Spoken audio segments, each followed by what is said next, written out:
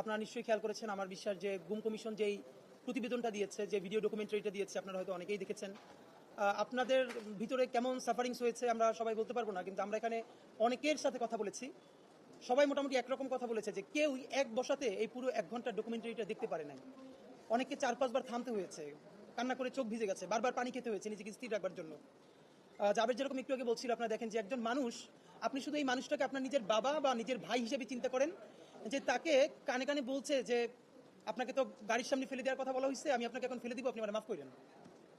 সেই লোকটা যখন কোনো ক্রমে বেঁচে যায়, মানে এই একজন মানুষ বেঁচে গেছে তাই আমরা এই কথাটা জানলাম, তাহলে কত মানুষ বেঁচে যায় নাই।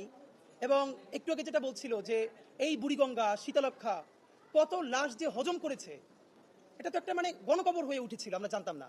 তো আপনাদের মাধ্যমে শুধু কয়েকটা কথা প্রথমে একটু বলি যে দেখেন, আমি আপনাদের মাধ্যমে আমরা ইনকিলাব মঞ্চের তরফ থেকে গুম কমিশনকে বিশেষ ধন্যবাদ জানাতে চাই।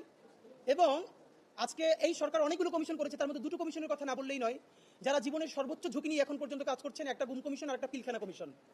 সুতরাং আমরা পিলখানা এবং গুম কমিশন তাদেরকে ধন্যবাদ জানাই। বিশেষ করে আন্তর্জাতিক অপরাধ ট্রাইব্যুনাল যে প্রসিকিউশন টিম আছে, তাদের অনেক সমালোচনা আমরা আপনাদের সামনে করেছি এবং তাদের সীমাবদ্ধতা আছে এটা জেনেও আমরা করেছি।